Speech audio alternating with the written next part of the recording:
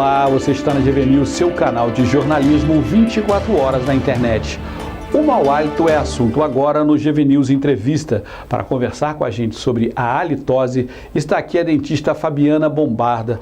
Doutora Fabiana, obrigado por sua participação aqui no GV News Entrevista.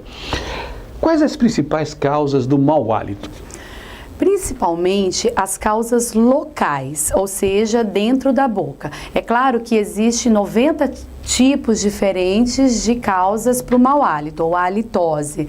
No entanto, as mais importantes e as que realmente são relevantes, ou que são mais relevantes, são as de origem bucal, como, por exemplo, as que são relacionadas à gengiva, como a doença periodontal, a gengivite, a própria cárie, a saburra, que é uma sujeira depositada na língua, na região dorsal da língua, também são responsáveis, por essa situação de mau hálito. Tem doenças que dão mau hálito? Sim, sistemicamente, algumas doenças, como por exemplo diabetes, algumas insuficiências renais, sinusite também pode ser, pode gerar uma condição como a halitose, mas as principais, as que mais são relacionadas, ou as que mais rotineiramente estão enquadradas, são as de causa local.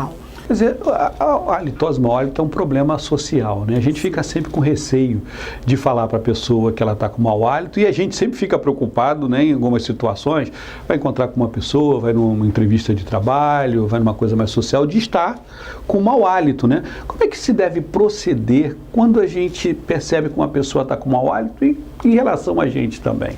Na verdade, é um pouco constrangedor, para a maioria das pessoas. A pior situação é quando a própria pessoa não percebe, que eu acho que é a pior de todas, e aí sim, uma terceira pessoa fazer essa notificação de uma forma menos agressiva e o mais profissional possível, nem sempre é tão simples.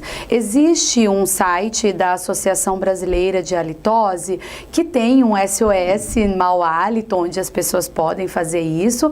Agora, quem não quiser, é mesmo chamar, particular, comunicar de uma forma bem simples, não agressiva, para que a pessoa possa, de repente, fazer essa limpeza. Às vezes, uma simples higiene oral é suficiente para aquele momento, melhorar o hálito.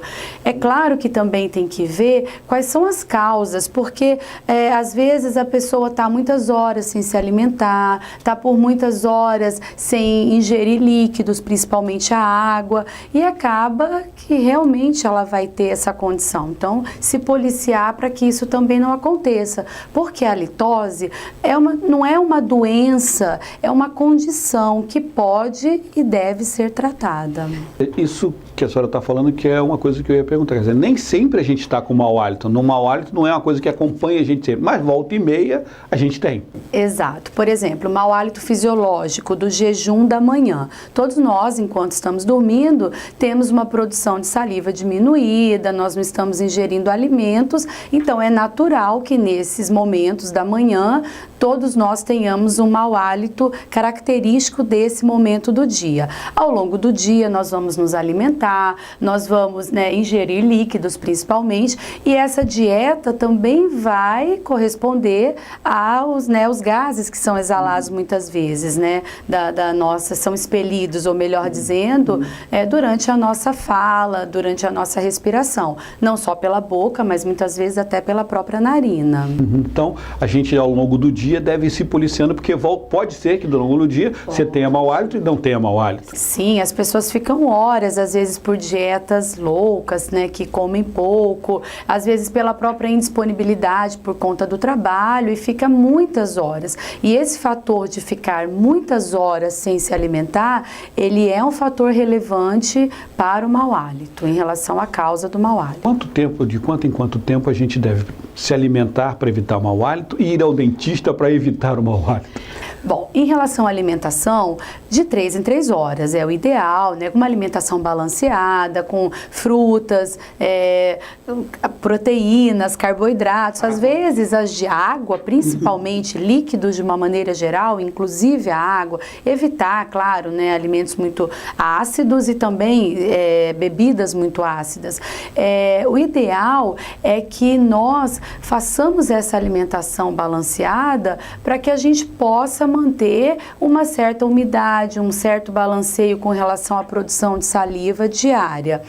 Quando as pessoas não podem ou quando elas têm essa dieta desbalanceada por exemplo, dietas, né, que são à base exclusivamente de proteínas, ou quando as pessoas ficam muitas horas sem se alimentar para emagrecer, então há essa produção, né, aumentada de gases que vão sendo produzidos, ou melhor, essas bactérias que nós temos na saliva, elas muitas vezes podem ajudar na produção desses gases voláteis, né? Exemplo disso, o enxofre, por exemplo. Esse cheiro que a gente sente são gases que...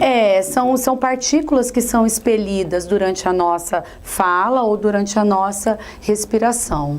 E você me perguntou também... Sobre o prazo de ir ao dentista. Exatamente. Inclusive, o cirurgião dentista é o profissional que está habilitado a fazer o diagnóstico correto de halitose e aí sim, né, a partir de um diagnóstico correto, poder definir as causas que são locais, como eu disse que são a grande maioria das vezes, focos de infecção que estão localizados na gengiva, no dente ou na língua, por exemplo, ou então ele também vai fazer um diagnóstico caso não seja da boca, e aí vai encaminhar para o profissional médico responsável para que seja diagnosticado sistemicamente e a pessoa possa então fazer o tratamento. Só adulto tem mau hálito?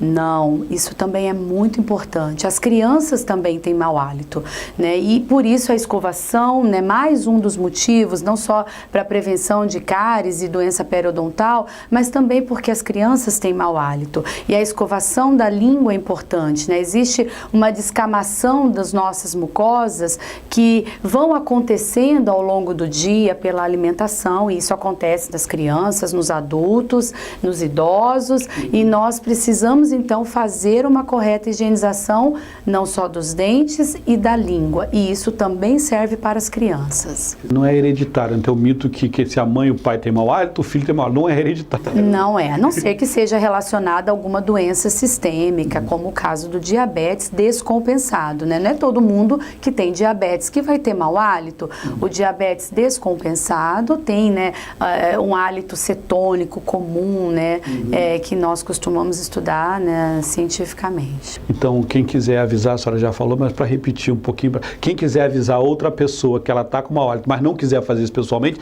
pode entrar na internet. Pode. Como é que faz isso? Bota o nome da pessoa?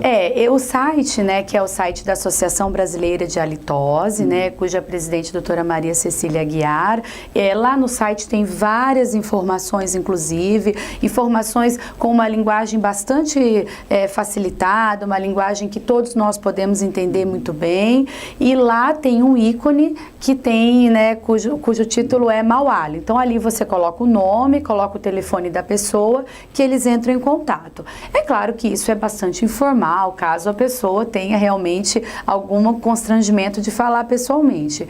O ideal é que, de acordo com o nosso grau de intimidade com a pessoa e com bastante respeito, então chamemos essa pessoa em particular e vamos ali colocar essa situação. Às vezes a pessoa está passando por um problema específico, realmente tem, né, um motivo para aquilo, e aí nada melhor do que ela ser avisada para que ela possa então ter oportunidade de fazer o tratamento, né? Boa higienização, por sinal, falando de um bom tratamento, né? Posso usar alguns enxaguatórios bucais?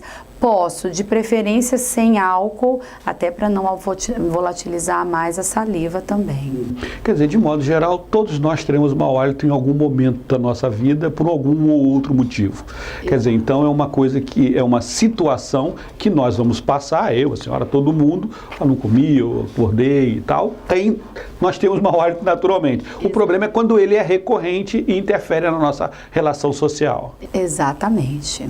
Com certeza. Queria agradecer a senhora por sua entrevista aqui, foi muito esclarecedora. As pessoas podem procurar o site, tirar mais dúvidas ou mandar aqui pra gente também. Quem quiser mais dúvidas, a gente repassa para a senhora. Eu agradeço. Ok. Obrigado por assistir a GV News. A gente volta daqui a pouco com uma nova notícia. GV News, porque informação é coisa séria.